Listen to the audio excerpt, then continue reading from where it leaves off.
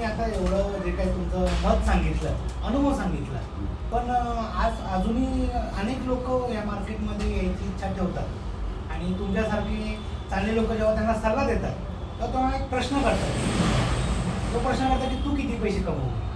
तर तुम्हाला असं वाटतं का तुम्ही जर कोणाला काही सांगितलं आणि त्यांनी तुम्हाला असा प्रश्न विचारला तर तुम्ही त्याला तुमचं प्रॉफिट दाखवायला पाहिजे का तुमचं नॉलेज दाखवायला पाहिजे? तुम्हाला काय वाटतं? प्रॉफिट हा विषय मॅटर करत नाही. पहिली गोष्ट आपल्याला त्या ट्रेनिंगमध्ये आपण काय शिकलो आणि असं नाही की मी आज इथं आलो आणि उद्या लगेच मी 50,000 1 लाख रुपये कमवलो.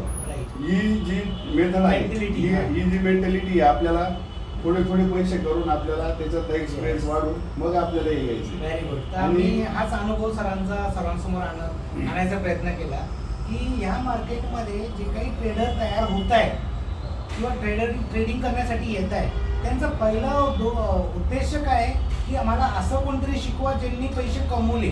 हे मान्य आहे, पण ते पैसे खरे का खोटे हे ते जज करू शकत नाही. कारण मार्केटमध्ये असे रील चालू आहे बऱ्याच.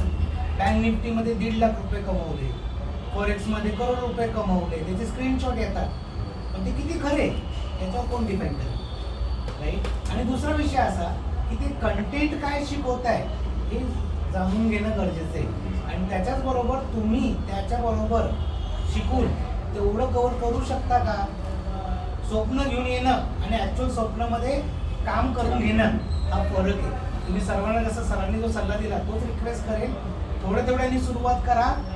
आयुष्यभरामध्ये हे स्किल तुम्हाला खूप पुढे घेऊन जाणार.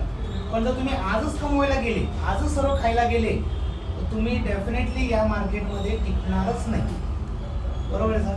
जसं आता मी एक एक्झाम्पल दिलं की तुम्ही 2020चे प्लेअर न बनता याचे प्लेअर बना, what we can say test मॅचचे प्लेअर बना राईट. तर या मार्केटमध्ये टेस्ट मॅचचा प्लेअर चांगला टिकू शकतो, पण 2020चा प्लेअर फक्त चमकू शकतो पण गायब पण होणार. येस. कुठल्याही ट्रेडिंगमध्ये ना तुम्ही कुठल्याही फील्डमध्ये 1, 2 ते 3 वर्ष तुम्ही टिकून राहिला ना तर तुम्ही त्या फील्डमध्ये यशस्वी होण्याचे 100% चान्सेस. बरोबर आहेच ना, तो नियमच आहे.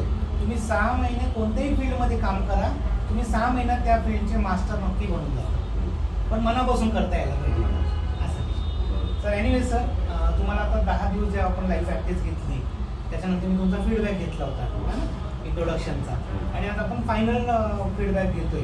तर ओव्हरऑल तुम्हाला आता किती कॉन्फिडन्स तुमच्या लेवलमध्ये आलेला असं वाटतं की जे नॉलेज नव्हतं ते किती वाढलं किंवा जे काय आहे त्याच्यामध्ये तुम्हाला काय अपग्रेड वाटलंय? भरपूर चांगलं वाटलं. म्हणजे यापूर्वी मी 1-2 क्लास केले होते, परंतु त्यामध्ये मला इतके बारकावे बघायलाच मिळाले नाही. त्यामुळे माझा आता जवळजवळ 90 ते 95% माझा कॉन्फिडन्स वाढलेला आहे की ॲक्युरेसी जी आपण जी शिकवता ती मला कुठंच मिळाली नाही. त्यामुळे 1 लाखची जे आपण परफेक्ट म्हणतो तो शब्द एकदम बरोबर साजेसा शब्द आहे आपल्या परफेक्ट ट्रेडरला. ॲक्च्युली आता तुम्ही बोलले म्हणून सांगतोय, मला अजूनही माझे ते जुने विद्यार्थी आठवतात ज्यांनी परफेक्ट नाव ठेवायला लावलं.